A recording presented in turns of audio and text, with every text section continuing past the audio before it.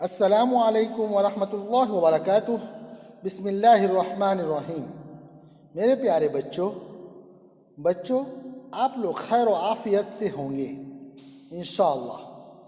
और बच्चों दुआ करें कि अल्लाह तबारक व तआला पूरे उम्मतुल मुस्लिमीन को खैर व आफियत से रखे और तमाम उम्मत मुस्लिमा को हर परेशानी, गम, तकलीफ़, बीमारी, हर एक चीज़ से अल्लाह पूरे उम्मत मुस्लिमा की हिफाजत फरमाए, आमीन।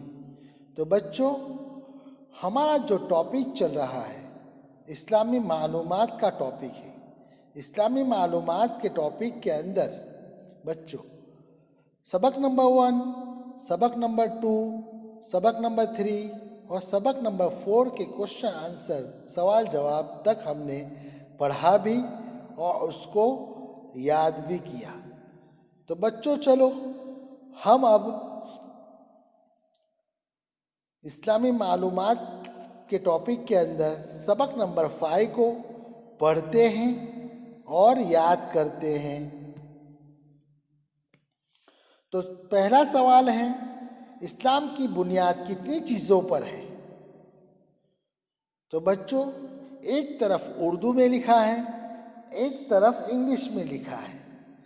तो बच्चों वो इंग्लिश उर्दू का मीनिंग नहीं है, सिर्फ इंग्लिश में उसका उर्दू का लेटर है। बच्चों ध्यान से देखो, लेटर सब इंग्लिश के हैं, लेकिन आप उसको इंग्लिश में देखकर पढ़ोगे तो भी वो उर्दू ही लगेगा।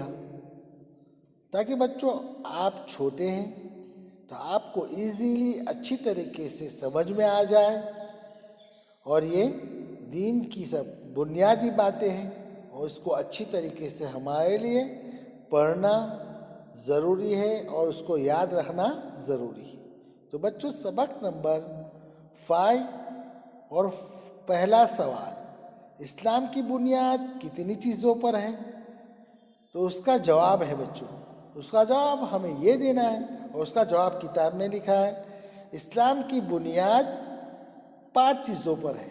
बच्चों ध्यान से देखो, इस्लाम की बुनियाद की कितनी चीज़ों पर बताई गई है? 5 चीज़ों पर। तो फर्स्ट पहला जो बताया गया है, तो बच्चों चलो पढ़ो। पहला है कलिमा। फिर दूसरा जो बताया गया है बच्चों, अच्छी तरीके से देख के पढ़ना, दूसरा है नमाज। तो बच्चों बताओ चलो अब तीसरा कौन सा है, तो ताकि मुझे पता चले कि आप अच्छे से देखते हैं कि नहीं। ज़कात। गुड बच्चों, बराबर बताया आपने। और चौथा है हज।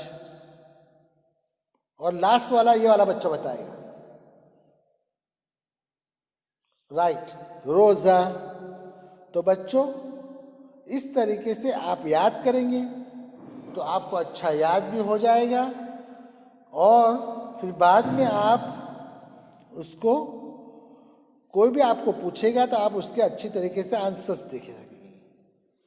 तो बच्चों कलिमा हमने पढ़ा, तो उसके बाद में अब जो हमारा सेकंड क्वेश्चन आएगा उसमें नमाज का भी आएगा, नमाज के बाद ज़कात का भी आएगा और उसके बाद हज का क्वेश्चन भी आएगा, लास्ट वाला, फोर्थ वाला। और इस पहले सवाल के अंदर जो कलिमा है और जो लास्ट वाला रोज़ा है वो मैं आपको बताता हूँ। कलिमा बच्चों ये हमारा ईमान है, इसके ऊपर हमारा ईमान लाना ज़रूरी है। बच्चों जो शख्स इतना गुनहगार हो कि उसने पूरी ज़िंदगी गुनाहों के अंदर गुजार दी और अभी उसका आखिरी टाइम है, उससे पहले उसने कलिमा तय्यबा पढ़ लिया, ला इलाहा इल्लल्लाह मुहम्मदुर रसूलुल्लाह, ये कलिमा है, उसने पढ़ लिया, तो अल्लाह का वादा है कि मैं उसको जन्नत अता फरमाऊँगा। और इस कलिमे की बरकत से अल्लाह ताला उसके पूरे 70 ईयर्स, 70 साल के जो गुनाह होते हैं वो गुनाह माफ़ फरमाए जाएंगे और फरमा देंगे। तो बच्चों इस कलिमे को हमें हमारे दिल के अंदर एकदम पक्की तरीके से और अच्छी तरीके से बिठाना है और इसके ऊपर हमारा ईमान है बच्चों। और उसके बाद में मैंने आपको बोला था नमाज, तो नमाज के बारे में आपको मैं अभी इसके बाद वाले सवाल के अंदर बताऊंगा। और उसके बाद है ज़कात, तो ज़कात का भी वहाँ बताऊंगा, हज का भी बताऊंगा। और आखिरी वाला जो मैंने आपको कहा था कि मैं आपको उसके बारे में बताऊंगा, रोज़ा है। तो बच्चों रोज़ा रमज़ान के महीने के रोज़े फ़र्ज है। 12 महीनों के अंदर एक महीना जो आता है वो रमज़ान का महीना होता है। उस महीने रमज़ान के महीने के रोज़े हम पर फ़र्ज है। तो बच्चों आप तो बच्चे हैं, तो आप लोगों को किस तरीके से रोज़ा रखना है, आप लोगों को रोज़ा जो रखना है सुबह सादिक से लेकर गुरूब आफ्ताब तक। तो बच्चों तो आप उस रोज़ा को कैसे रखेंगे, आपको आदत डालने के लिए आपको चाहिए कि आप आधा दिन का रोज़ा रखें और फिर बाद में इफ्तार कर लें। इस तरीके से बच्चों आप आदत डालेंगे तो आपके लिए आगे चलकर जैसे जैसे आप बड़े होंगे तो आपके लिए परेशानी नहीं होगी। तो बच्चों इस तरीके से आप जो रमज़ान के रोज़े हम पर फ़र्ज़ हैं, उस रोज़े की आप बच्चे हैं, आप पर तो फ़र्ज़ नहीं होता है, आप बड़े होंगे तो आप पर फ़र्ज़ हो जाएंगे, जैसे कि 12 साल से बाद। तो इस तरीके से बच्चों आपको अभी से आदत डालने के लिए तरीका भी मैंने बता दिया। तो हमारा क्वेश्चन नंबर अब 2 हम पढ़ते हैं, सवाल नंबर 2 पढ़ते हैं और उसको याद करते हैं। तो ध्यान से देखो बच्चों, सवाल नंबर 2 है, इस्लाम में सबसे अहम इबादत कौन सी है? तो बताया गया है कि जवाब है इस्लाम में सबसे अहम इबादत नमाज है। तो बच्चों मैंने अभी आपको ऊपर बताया था कलिमा नमाज, तो देखो नमाज आ गई बच्चों, इस्लाम में सबसे अहम इबादत है। जब हुजूर सल्लल्लाहु अलैहि वसल्लम मेराज के अंदर गए थे और अब अल्लाह ताला ने उनको तोहफा दिया था नमाज, तो बच्चों हम 5 वक्त की जो नमाज हुजूर सल्लल्लाहु अलैहि वसल्लम को दी गई, तो हुजूर सल्लल्लाहु अलैहि वसल्लम ने हदीस शरीफ में फरमाया है जो 5 वक्त की नमाज पाबंदी से पढ़ेगा तो उसको 50 नमाज का सवाब मिलेगा। तो बच्चों हम सिर्फ पढ़ेंगे 5 नमाज तो हमें मिलेगा 50 नमाज का सवाब। इसलिए बच्चों हमें नमाज की पाबंदी करनी है, नमाज को पाबंदी से पढ़ना है।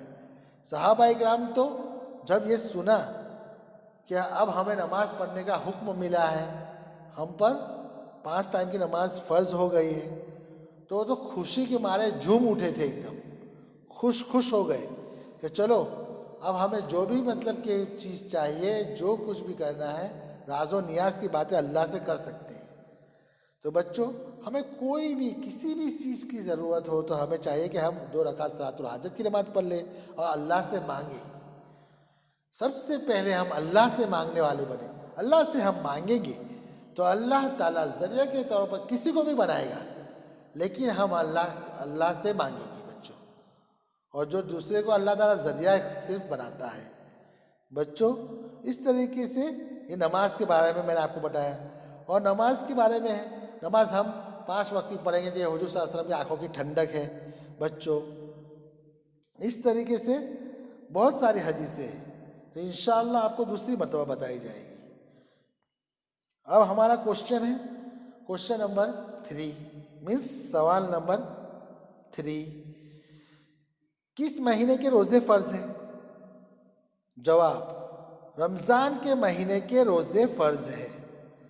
तो बच्चों अभी मैंने आपको बताया था रोज़े के बारे में, तो रमज़ान के महीने के रोज़े हम पर फ़र्ज है।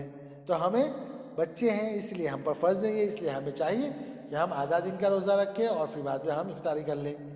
इस तरीके से हम रोज़ा रखने की आदत डालें ताकि हम बड़े हो जाए तो हमारे लिए तकलीफ़ ना हो रोज़े रखने में। तो बच्चों सवाल जो था किस महीने के रोज़े फ़र्ज हैं, जवाब रमज़ान के महीने के रोज़े फ़र्ज हैं। और बच्चों साल के कितने महीने होते हैं?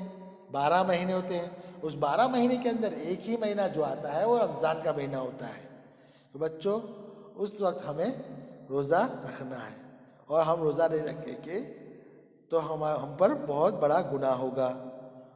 तो बच्चों हम अब चौथा सवाल पढ़ते हैं और उसको याद करते हैं। तो चौथा सवाल है, मुसलमान हज करने कहाँ जाते हैं?